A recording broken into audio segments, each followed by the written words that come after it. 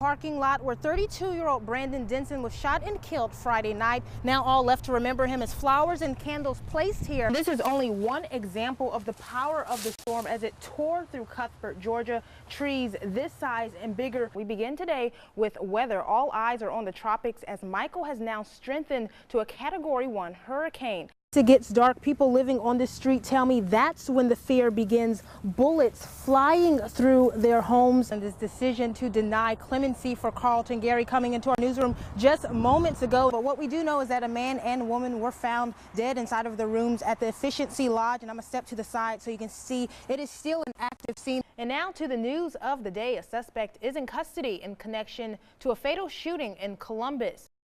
Well, the spotlight, Jason, today was on the suspect and defendant in this case, 17-year-old Rufus Burks, on his phone. And across the river here in Columbus, residents are seeing the same thing. I'm behind Victory Drive in a street where it's completely flooded. Wind gust Hurricane Michael definitely packing a punch here in Cuthbert. You can see this awning at Just Furniture and Appliances totally ripped off. Well, you got me all excited because I saw 75 on the 9-day forecast, but we have to go through some stuff to get to that point. Yeah, we're gonna have to pay to get that.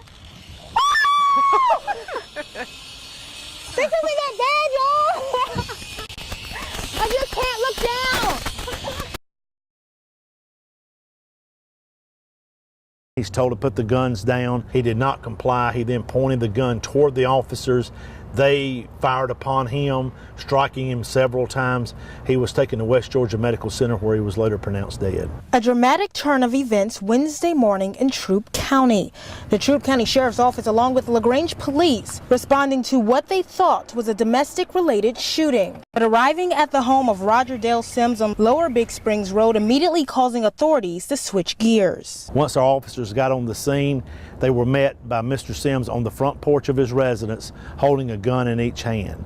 He was told numerous times to put the guns down. Sims is a man officials say had no previous record, leaving people who knew him speechless over what happened. Yeah, it really shocked me because Mr. Rogers is a very nice man. You know, we talk a lot about different things, and I just think he was going through a lot, losing his wife a little over a year ago. Glennis Payne is remembering 56-year-old Roger Dale Sims, who she had known for 3 years. She says she'll never fully understand why things ended the way it did.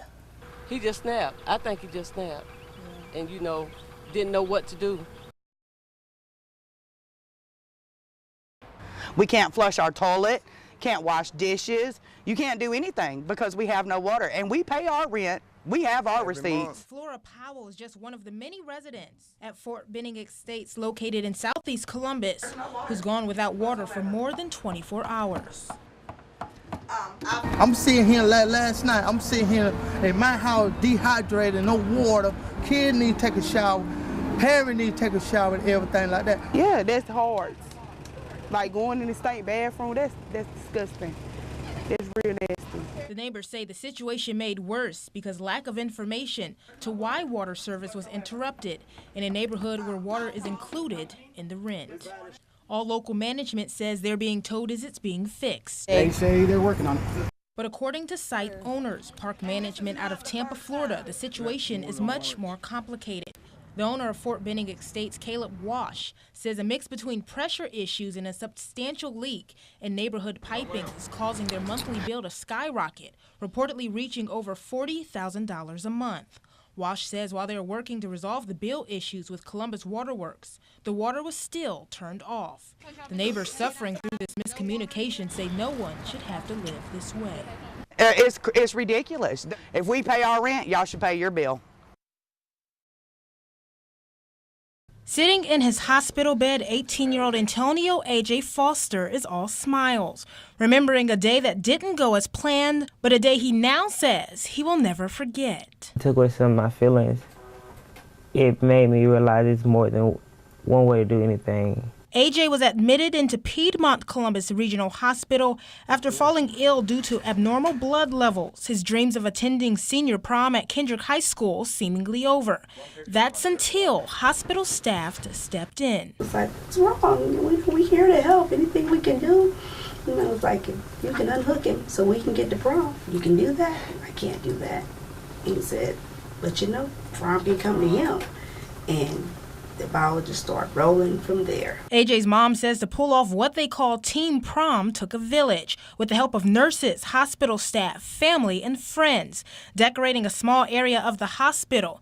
And next, it was time for a fresh haircut, delivery of his tux, phone calls to his date, and finally, the big reveal. During the process of me getting that Saturday, getting dressed, from me just putting my T-shirt on, me just brushing my teeth, getting ready and stuff, that was magical to me. Determined to make the best out of an unexpected situation. Although not alongside his school peers, the moment's special nonetheless. In a moment AJ says he wouldn't change.